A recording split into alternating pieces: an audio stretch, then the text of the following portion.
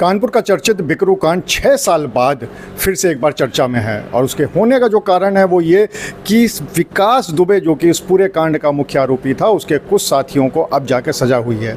क्या था मामला, क्या सज़ा हुई है, इस पर बात करने के लिए हमारे साथ मौजूद हैं डीजीसी दिलीप अवस्थी।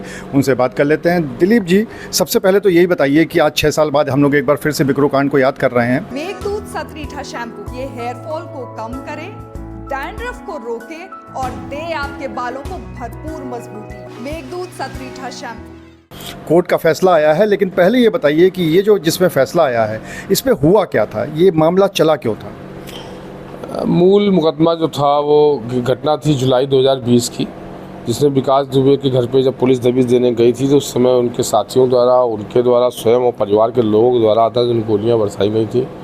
कई प्रकार के ऐसे असलाहों का उपयोग किया गया था जो असलाहे प्रतिबंधित थे। उन असलाहों के द्वारा, प्रतिबंधित असलाहों के द्वारा गोलियाँ चलाई गई, उसमें हमारे कई पुलिस के जवान, कई पुलिस के वरिष्ठ अधिकारी भी शहीद हुए थे। उस घटना के उपरांत जो कुछ असलहे उन्होंने उपयोग किए थे, कुछ लूटे गए थे, वो सब असलहे को बेचने का कार्य भी उनके द्वारा किया गया था। चूँकि मेन अभियुक्त सब भाग गए तो उन्होंने अपने असलहे अपने साथियों के माध्यम से डिस्पोजल करने का प्रयास किया।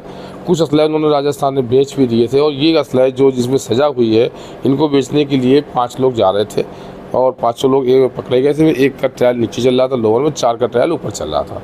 इनके पास एक कार्बाइन, मशीन गन, एक अद्धी देसी, एक बैलिस्टिक रिवाल्वर, मतलब कई प्रकार के ऐसे असलहे जो प्रतिबंधित थे वो बरामद हुए थे और नकदी भी बरामद हुई थी 2 लाख के आसपास।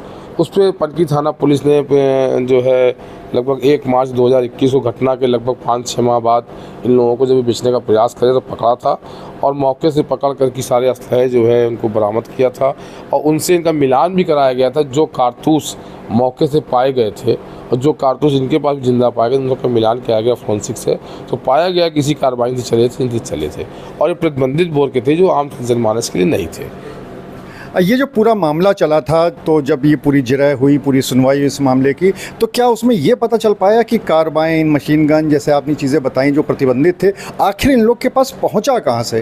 क्योंकि ये सब हथियार मार्केट में तो मिलते नहीं है, ना ही इनको आम आदमी रख सकता है, ये सब तो फोर्सेस के पास होते हैं। तो ऐसे में क्या पता चल पाया सुनवाई के दौरान कि इनके पास ये सारे असलहे कहाँ से आए थे? नहीं, चूँकि ये इस ट्रायल का विषय नहीं था, ये विषय सिर्फ दफ़ा 25 का मुकदमा था, सेक्शन 25 का था और K1 का था और 3/25 का था। तो इसमें सिर्फ ये देखा जाना था कि क्या मुझे ये इनके पास असलहे बरामद हुए, इस पर इनका लाइसेंस था कि नहीं था, ये इनको कैसे ले जा रहे थे। अब चूँकि ये असलहे वहाँ से कनेक्ट थे कि वहाँ पर इनका उपयोग हुआ था, इस संबंध में वहाँ से जो 192 मुकदमा था मूल चौबेपुर का बिकरू कांड का, उससे जो लैब की रिपोर्ट गई थी फोरेंसिक से मिलान हुआ था, जिस कारण से ये चारों लोगों को सजाएं हुई है। अब कोर्ट ने जो सज़ा की है वो कितनी सज़ा की है, कितने लोगों को सज़ा हुई है? देखिए, उसमें 4 लोगों को सजा हुई है। एक संजय परिहार को, एक अभिनव तिवारी को, एक शुभम पाल को, एक राधे कश्यप को, जिसमें अभिनव तिवारी और उसको क्या नाम शुभम पाल को 2 वर्ष 6 माह, जो किसी दफ़ा 25 का उनका मुकदमा था, उस पर 2 वर्ष 6 माह और 5,000 रुपये जुर्माना किया है और 5,000 जुर्माना अदा करने पर 1 माह के लिए अतिरिक्त कारावास की सजा सुनाई गई है। और जो अन्य लोग हैं, संजय परिहार, उसको 7 वर्ष की सज़ा और 10,000 रुपये जुर्माना है और राधे कश्यप और राधे को 7 वर्ष की सज़ा, एक 10,000 जुर्माना प्लस 3 वर्ष की सज़ा और 5,000 जुर्माना।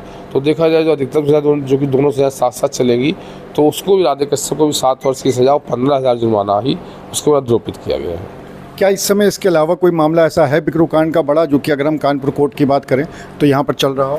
देखिए, बिकरू कांड में 7 मुकदमे कानपुर कोर्ट में हैं, बाकी 40 से 42 मुकदमे देहात में चल रहे हैं। उस 7 में से 4 मुकदमे डिसाइड हो गए हैं। एक मुकदमा 307 का है, दयाराम शंकर अग्नोत्री का, जो लगभग डिसाइड की स्थिति में 313 उसमें बन चुका है और फाइनल बहस पे जल्दी उस पर भी जजमेंट आएगा। और कानपुर के जो 7 मुकदमे हम लोग प्रयास कर रहे हैं कि इसी माह अप्रैल के माह में वो सारे भी निपटा करके हम लोग माननीय न्यायालय से ये अपना कार्य जो है स्पेशल टीम लगा करके, अभियोजक लगा करके जल्द से जल्द निस्तारण कराने का प्रयास करेंगे। अब निस्तारण में माननीय न्यायालय उसमें क्या आदेश करती है, माननीय न्यायालय का विषय है। अगर हम बिकरू कांड की बात करें तो पूरे कानपुर में ही नहीं बल्कि पूरे देश में इस कांड की वजह से सबको हिला के रख दिया था। उसका कारण ये था कि 8 पुलिसकर्मियों की इसमें मौत हो गई थी, शहीद हो गए थे वो, क्योंकि जो विकास दुबे था उन्होंने उसके साथियों ने मिलकर इन सब की हत्या कर दी थी। उसके बाद हिरासत से भागने के दौरान विकास दुबे की भी मौत हो गई थी और उसके बाद अब जाके जो उसके साथी हैं उनको आर्म्स एक्ट के तहत ये सारी सजाएँ हुई हैं। अब देखने वाली बात यह है कि जो बाकी बचे हुए मुकदमे हैं उसमें क्या सज़ा होती है। हालांकि अभियोजन का ये मानना है कि इस बाकी बचे हुए मामले में भी सबको सज़ा निश्चित होगी। अनुराग अग्रवाल, TV9 कानपुर।